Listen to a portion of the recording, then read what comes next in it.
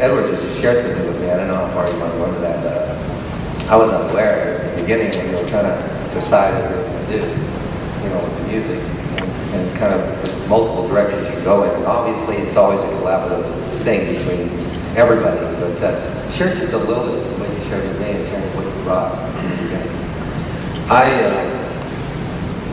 Originally, when we started Dissolve, and the way that I work, everybody's different, but I have to find the music of my characters, and I use it to tune myself and to keep myself inside of the character. And so therefore I look for the music first. And as soon as I decide, okay, I'm going to work on this character, boom, I got to find this music. And it's sometimes very difficult. And in this case, it was very difficult.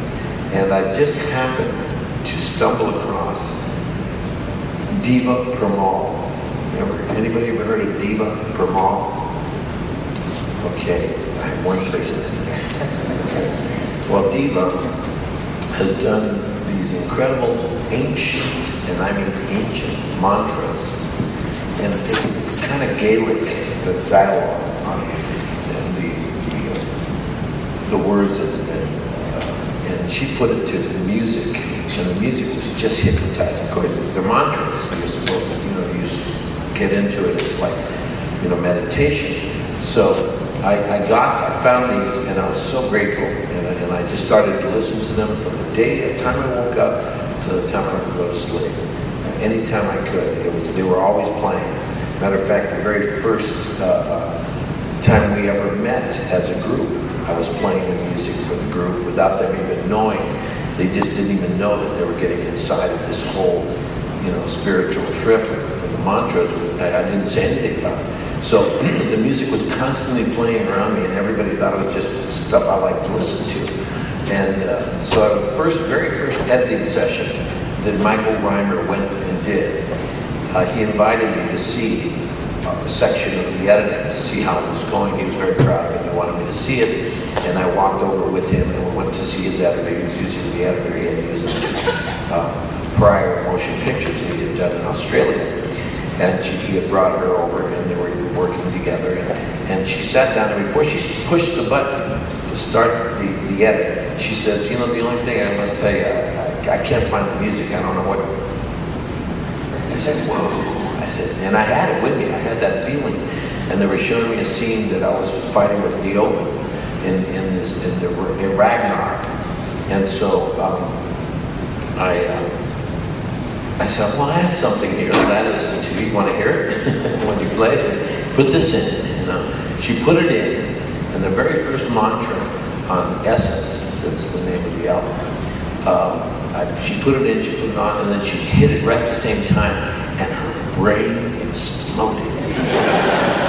All of us were like, I mean, just went through the roof. And she just said, can I keep this?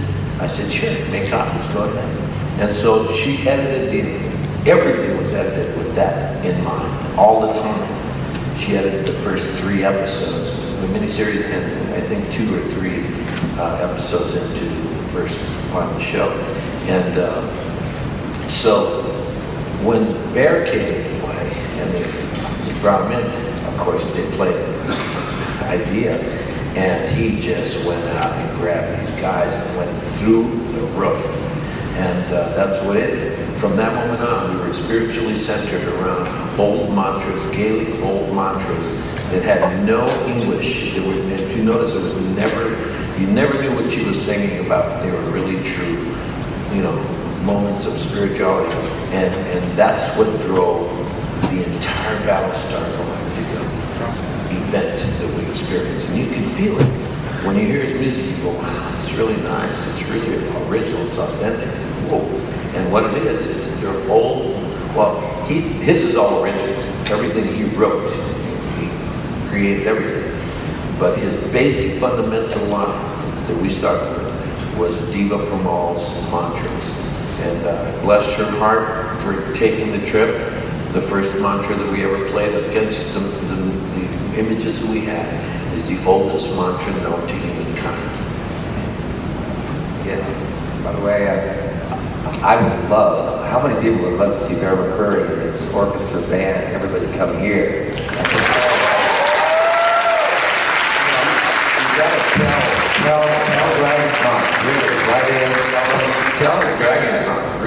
element. When they did it over at the Comic-Con, they did it at the House of Blues for 4 nights, and it changed the course of the Comic-Con for everybody. It was an amazing experience to hear that, and especially if you like the show, if you like Battlestar, and you step into that room, and all of a sudden he kicks it in like he did tonight, right now. You guys felt it, boom, and then live it just blows you away. It's a brilliant show. Next question. Actually, that was partially my question. Was I had not seen that, and it was powerful. I'm standing over in the corner with the tears running down my face. How do we get this? And who do we have to talk to get them to come here and perform? I've been to, you've probably heard of DragonCon, and there's a whole touring thing with Video Games Live, where they perform the music. It sells out every time. This is something that would play here, and it would sell out. What do we need to do, and how do we need to go about it? Right. Yeah, and also, by the way, obviously, as you saw, they recorded it. I mean, they really did. So they're putting it together. I don't know how they can release it, Yeah, they have to get permission, license, work it out with the Universal. I'm sure they can. But hopefully, they'll have that whole 4 nights of performances put together on a, DVD set, and everybody can get hold of it. But there's nothing like being there, listening to that explosion of talent on the stage. Next question. This question is for everybody.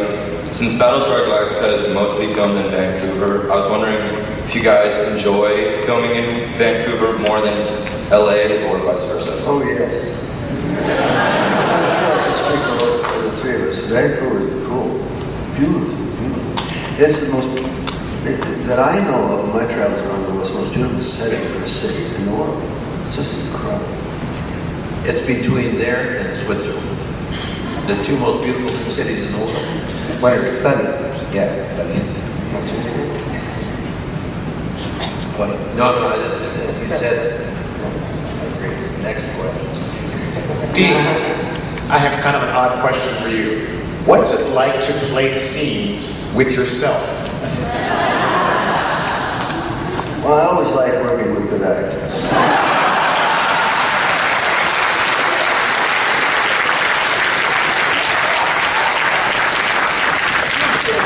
So I get a kick out of it. You don't get the chance to do that very often, but when it comes along, it's really fun.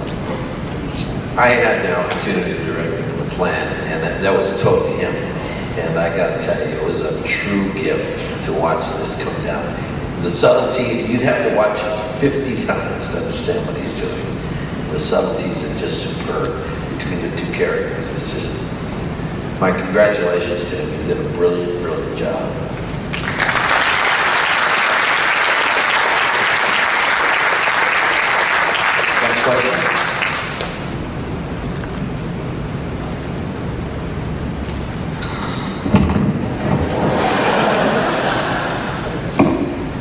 Okay, hi. First, I would like to thank Edward James Olmos for letting us know about how you helped shape the musical direction and motion impact of BattleStar Galactica. And I also and right now I want to ask if you have any other stories you would like to share about how you as actors helped shape the direction or the story of the movie. I mean, not the movie, but the series. I think that everybody was pretty open and pretty giving in this situation. I think everybody brought their best game to play.